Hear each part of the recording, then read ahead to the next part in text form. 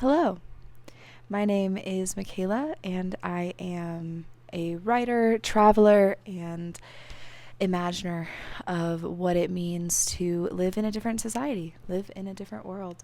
Recently, I've been working on this piece about generosity and gratitude. If you are interested in catching my reflection for the piece, I posted that on Thursday. That is up on the channel already.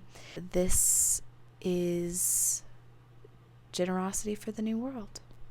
Since October 2025, I've been traveling across the United States with two words as guides: gratitude and generosity. Generosity begets gratitude, and gratitude begets generosity. Working together, I've found they create an Ouroboros of deed. A person who is grateful for what they have has much more impetus to share, which creates more gratitude and more sharing, and so on into infinity. In dedicating myself to observing the working of these two practices, one thing has become overwhelmingly clear. If we are to move forward in any meaningful way as a society, that is, if we are to leave our current framework of consumption and exploitation, gratitude and generosity instead must be the pillars on which we stand. It has become common practice for modern Marxists to use the phrase, "there is no ethical consumption under capitalism," as a critique of the all-pervasive moral depravity under our current social paradigm. However, this line is often painted against the backdrop of one's own unethical actions, as if a lack of ethical choice under the current system could ever excuse a person from searching for meaningful change. In such a context, the line loses poignancy, as all it does is provide justification for continued compliance. There are no ethical choices as it stands after all. Simply because we live in a system where unethical consumptive action is normative does not mean that we can change our ethical standard. Is genocide unethical to you? Is slavery unethical to you? Is exploitation unethical to you? If your answer must be yes, mustn't you also be totally dedicated to systemic change? If you must live in a system where unethical action is compulsory, must you continue to consume and work and provide for that same system to flourish? The same people who brazenly speak of Marx and read leftist literature in posh book clubs on plush sofas don't immediately quit their job. They continue to shop in superstores, place all varieties of orders online, and spend whole evenings gorging themselves on the latest TV fad. The same people who complain about materialism and capitalism and globalism fill the cars in the drive-thrus, the lines at the self-checkouts, and their carts for next-day delivery. How would they begin to imagine a different society? Like a dress designer may abandon a project only to use key elements in a later design, or a writer can seamlessly create a new story from the Frankensteined chunks of previous works, those interested in designing and creating a new world must not necessarily begin their project anew. Just as the writer and designer must save and integrate crucial elements and practical lessons from the past creations to perfect their work, so must we critically sift that which is helpful from that which is unhelpful. If there can be any truth to the modern Marxist's maxim about the harms of capitalism, it is that ethical action requires fundamental change to the systems we currently rely on. Reliance on capital and obsession with profits creates a world that is disinterested in gratitude and disincentivized to generosity. Acquiring the ability to see the world as a place full of gratitude and generosity requires attuning one's perspective to be fully focused on such an attitude, to see more gratitude and generosity in the world. We must first be able to tap into gratitude and generosity ourselves. We must become determined to look for these phenomena specifically. As humans with a limited perspective, we see most clearly that which we are already predisposed to see.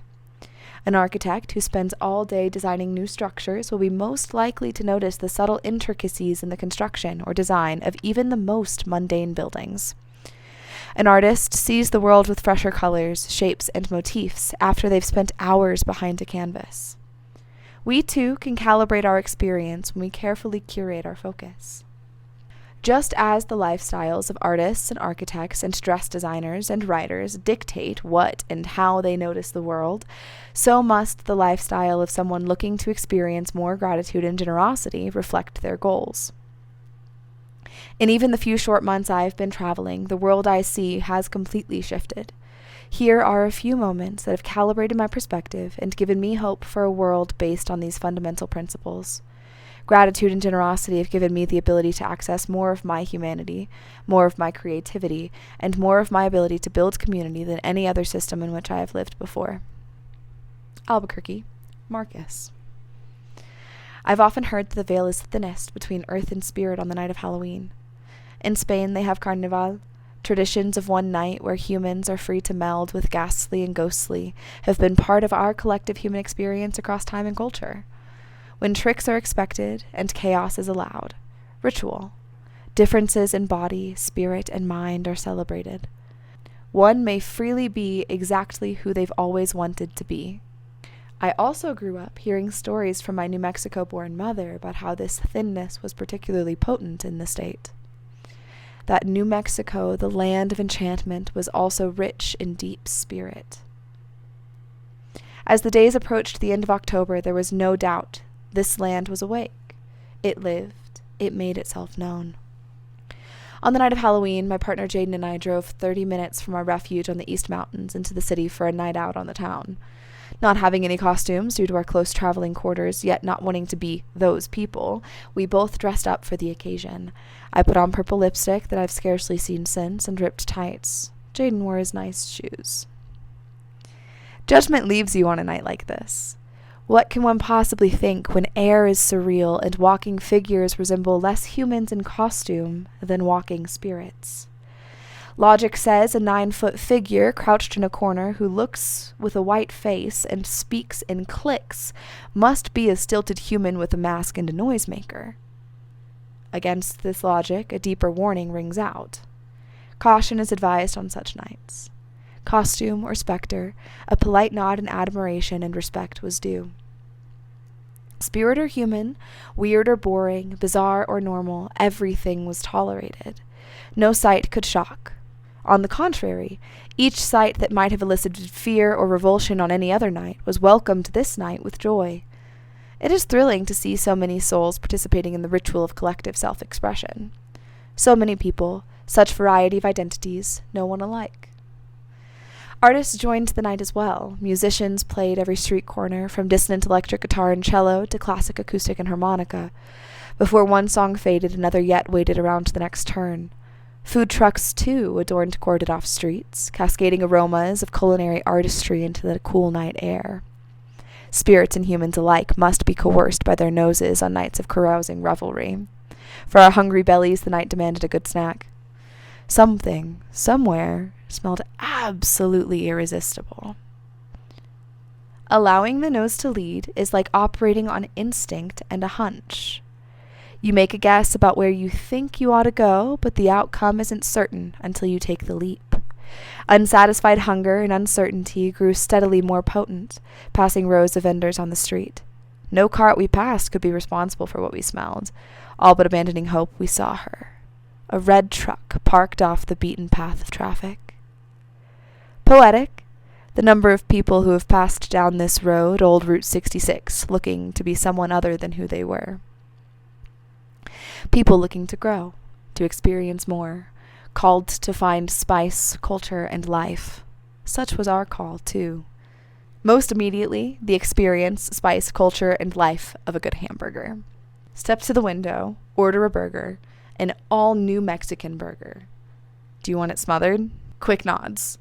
The foil-wrapped concoction had summoned us. Sopapilla buns, sandwiching hamburger, caramelized onion, fresh tomato, and a patty smothered in green chili cheese. We passed by 2 folding chairs arranged outside of the truck for family and friends, choosing instead to eat the burger as street food should always be eaten.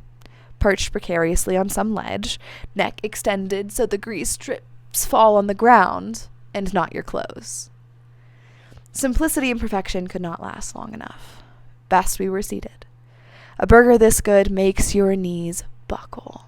When even melted cheese was scraped from the foil and hands were clean, we passed back by the open window. There were hardly words to describe our awe, yet we tried anyways. I am prone to fall in love with a good burger, I said. Nevertheless, you shouldn't discount me when I say that this has fallen in a top time. When even melted cheese was scraped from foil and hands were clean, we passed...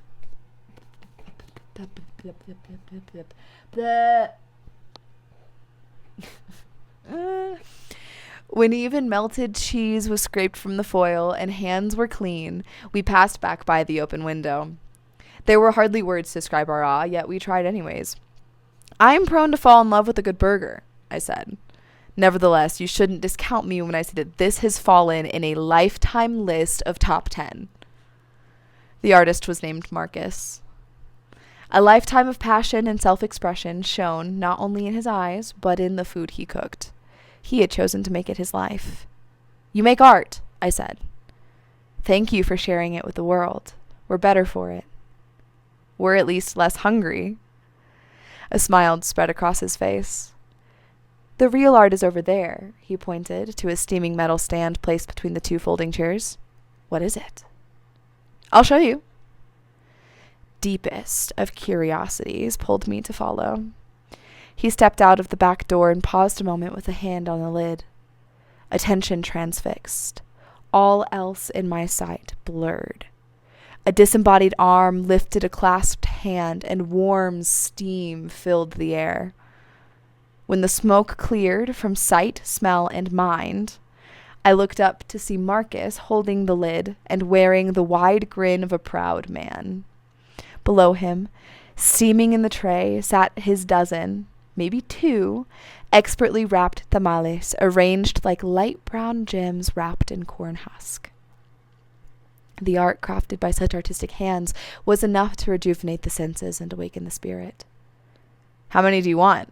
He asked. I had no words. Could I accept such an offer? Could we? On Halloween, you never know who's milling about. You never know their story, their origin, their dreams. It is pure potential that walks the streets, and anyone could be anyone. To give of what you are most proud of, to share that with others becomes a spiritual task. This food was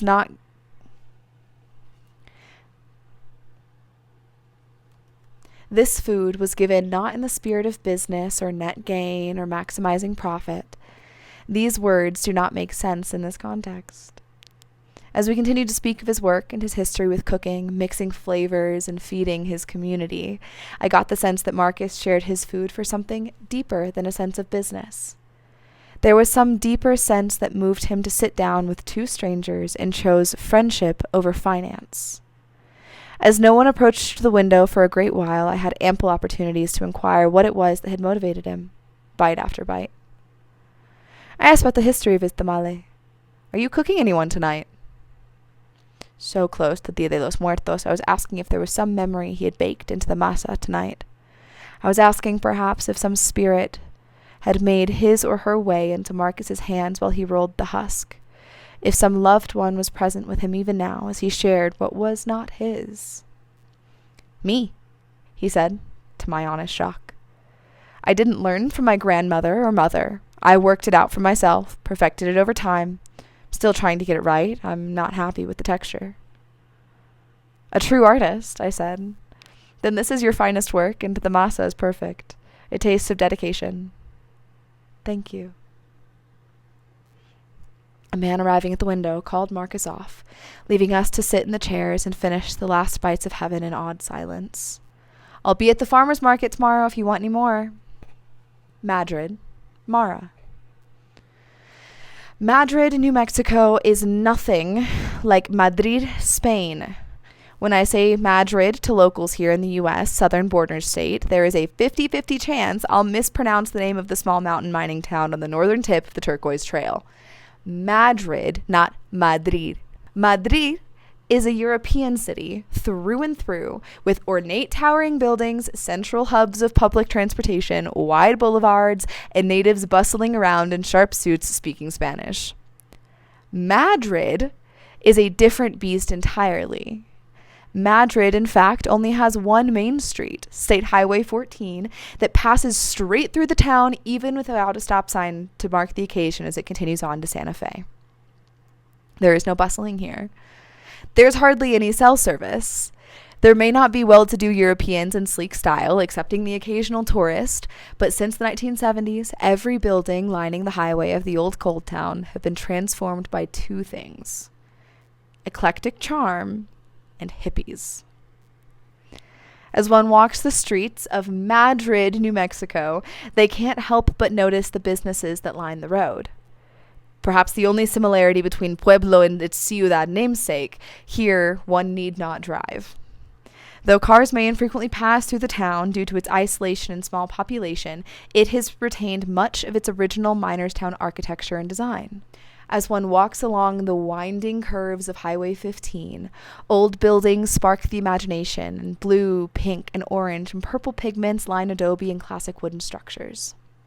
Signs advertising tarot readings, homemade textiles, local chocolate, and antique stores hang from front of every mailbox. Driveways have been turned into free parking lots, and front porches display discount items. The old oak floors creak, and the bell on the door chimes to alert those who tend to the businesses with the arrival of new customers.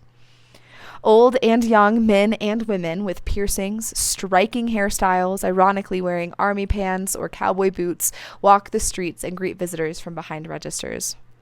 Every building has a pride flag. Some have spray-painted "No Kings" on the front gates. The little free library in town is accompanied also by a little free pantry, advising neighbors in both Spanish and English to take the non-perishable food items when in need. As Madrid isn't a perfect example of a European metropolis, Madrid is a picturesque small-town America, of the kind we see in movies but can hardly experience in modernity. A small, proud town born of mining, with commonality binding its residents together. In one of these quaint shops, standing proud across the street from the local soda fountain, sat the tiny store Moonbow. Moonbow, like many of the other stores in Madrid, sells crystals, turquoise, silver jewelry, secondhand items, and handmade goods from new Mexican vendors. I perused the shelves near the front register when the store clerk complimented my outfit. A vintage number in purple velvet with real silver buttons made from mercury dimes minted in the 1940s. Anyone would have complimented it, but the hand-sewn skirt and top wore me. I was missing something, I told the woman. I'd found the matching top and skirt only the day before at a thrift store a little further down on the turquoise trail. I thanked her for the compliment and asked for her name, Mara. Mara asked for mine. "I think you're missing a belt," she said. "How long are you in town?" We would be leaving soon and had dinner plans in the city. "I have a belt that would be perfect. It was mine, though now it wouldn't fit me even if I wanted to wear it. It hasn't been worn in years. I could sell it, but I'd rather give it as a gift." She said all of this mostly in thought to herself, then she looked up at me. "If you'd wear it." "If it fits me," I said. "Right, well, pass by the shop tomorrow and I'll have it for you to try on." My friends wondered how I could have accepted such a random gift from a stranger. I reminded them of my guides, gratitude and generosity. I reminded them that gratitude is never expressed in a financial interaction. I would have to find some other way to repay her kindness, of course, but I'd have to be creative. As we finished our trip that day, I thought of the little libraries and pantries fueled simply by the generosity of those who have and don't need. I thought of the 2017 study showing that those who need and don't have are much more incentivized to create cooperative systems, relying on reciprocal giving from community members to survive. I thought of my time living in the mountains of Spain, where isolated communities not only survive, but thrive through the reciprocal generosity of neighbors. I thought of my first introduction to the premise that social cohesion was created through communal social action, those who have and don't need giving to those who need and don't have in endless cycle. Everyone experiences poverty and richness in different ways. I thought of a different ethic of exchange that would allow us to offer up that which we don't need openly without expectation of financial compensation. I thought of a world where people gave in generosity as freely as they received in gratitude. I would never have been able to make a fair exchange for such a personal gift, but I could at least make a small offering of thoughtfulness to spread the gap that simple gratitude couldn't breach. The next morning, using a borrowed knife, I gathered rosemary, sage, and lavender from the herb garden in front of our East Mountain property. I bundled the offering in a bit of rope, and my partner and I set off again up Highway 14, further into the mountains. Mara was sitting on the front porch when we arrived. She wore, of course, army pants and combat boots with what hung off the back of her mostly shaved head, braided, and slung over one shoulder. "Almost didn't recognize you without the velvet," she said, leading me inside. "You'll have to try it on. It can be a bit finicky." The belt fit. It was polished silver and sat just right above the hip bone, swinging low in the front, straight out of time. Mara agreed. "They just don't make them like that anymore." "I have no way of repaying you," I said, "but this morning I picked some herbs," and as I extended the bundle to her, though she likely already knew, I identified the stems. I thanked her for sharing her memories. "Thank you for giving them new life," she said, offering her arms out for a hug. Acoma Pueblo, Marlin and Kent. On the other side of the mountains, west of Albuquerque, one runs into reservation land. On reservation, the United States government no longer reigns sovereign. Different rules apply. When approaching the Pueblo from the west, one travels out of town on Old Route 66 and even further into the desert on a winding dirt road. The road shifts and bumps at inappropriate speeds through New Mexico country, which, unlike the back roads of my hometown in Kansas, feature towering mesas and blowing sand. In town, Acoma Pueblo is known for these skyscraping mesas, as she stands constructed on top of one. Sky City, as she is known to most, Acoma was one of the last pueblos in New Mexico to face Spanish contact due to the perilous climb any visitor must brave. Now, she is accessible by car, and non-natives of the town can pay for a guided tour that leaves from the visitor center on a regular schedule. While waiting, visitors can also enjoy a cookie and specialty coffee in the cafe while they read plaques placed under artifacts in the museum. Signs bearing, "Please, no photographs," or sketching, placed all around the building warn that all attempts at recreating images of the Pueblo or native land, directly or indirectly, are strictly prohibited. Signs on the highest, most picturesque parts of the landscape advise that licenses for pictures or sketching can be purchased in the visitor center. Here, different rules apply. Recent archaeology of the Mykathefool Pueblo suggests that there has been permanent residency in the site since the time before Christ. Well before Hernando de Alvarado first described the city in his 1540 letter as the greatest stronghold ever seen in the world. Before the land was controlled by the state of Mexico, and certainly before the 1848 Treaty of Guadalupe Hidalgo ceded the territory to an ever-expanding United States. Different rules not only apply here, different rules thrive here. Communities that dare to live by different rules will not thrive by most modern standards of the word. Family houses stand in close proximity with neighbors, land is shared. Thriving in such isolated and insular communities means that those who have chosen to stay in this place have chosen to do so. Off-reservation, it is common to hear of people who have made major moves cross-country for work, or contrarily, who never left home. It is very infrequently that someone responds to the question, "What brings you around these parts?" by saying, "I chose to be here." That was how I met Marlin and Kent. In the courtyard of the visitor center, a horseshoe arrangement of folding white tables allows local artisans to display their work for purchase. Acoma is famous in the area for its traditional pottery, black and white geometric designs on local clay. A woman at the central table described to me the meaning of the motifs in her work. I have a deep appreciation for the art of others. Often, it is beyond my capacity to purchase handmade pieces. However, I consider it a gift to view beautiful and passionate work. Since beginning our journey, funds have been especially tight, so I thanked the woman for what she had shared with me and continued looking. She smiled, nodded, and bowed her head to continue with her business. The next two tables sat under an awning, and at them was a man who had graciously helped my partner and I navigate where to park upon arrival at the center.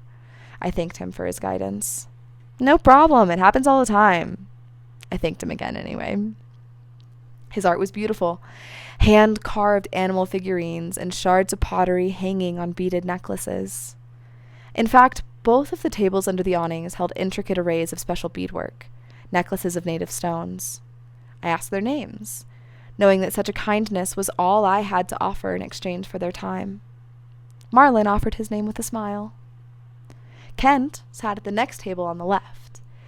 He worked with obsidian, real turquoise, and azurite. He told me that business had been slow since the government had shut down at the beginning of October. Not as many people visited the pueblo. But I have some pieces in galleries in town.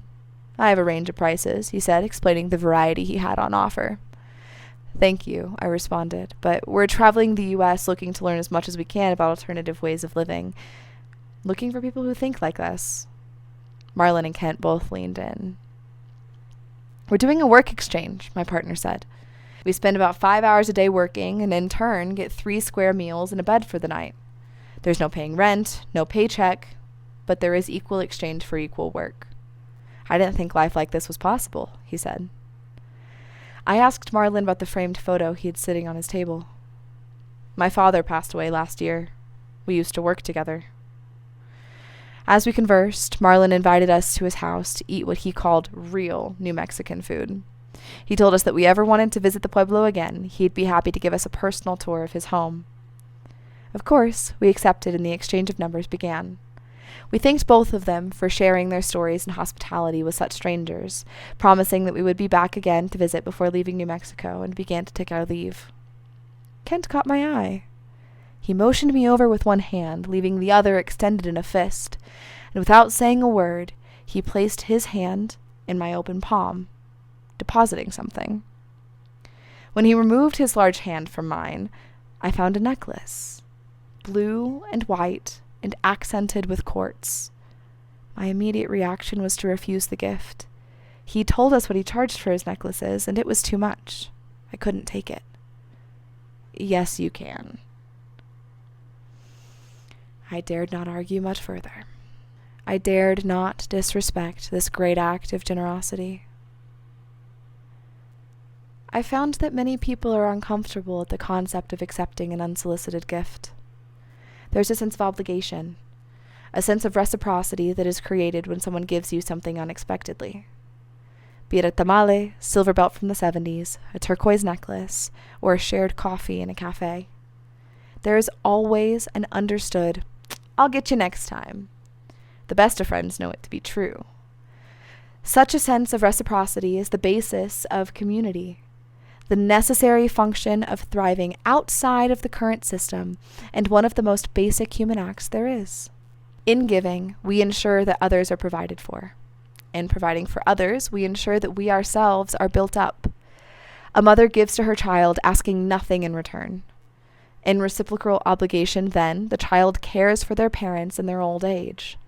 The human life cycle is built on the pillars of gratitude and generosity. In giving to others, I ensure they are able to give as well. In being grateful and open to receive someone else's gift, I also engender my spirit with motivation to provide for those around me.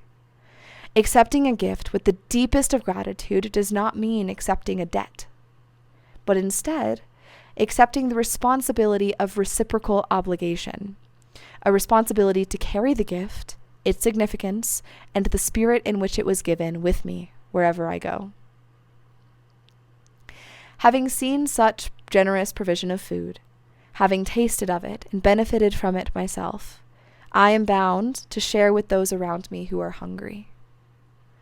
Having been given something so rich in memory and history from someone's past, I am also free to release those items that serve me no longer so they may have new life. Having opened myself beyond logic to receive a priceless gift of which I did not deserve, but could not refuse, I am now bound to consider generosity to be of the greatest value. It is by gratitude I have been moved to write these words. It is by standing on both pillars, gratitude and generosity, that I dare to suggest a way forward. Thank you so much for listening. If you enjoyed this video, I have one other written piece that is available on Substack and here on this channel recorded. If you would like to go watch them, feel free. I'll put the links up here. And also, go ahead and subscribe to my channel. I post a reflection on the piece that is coming every Thursday, and then I post that piece on Sunday. So thank you very much for watching. You're like the mascot now.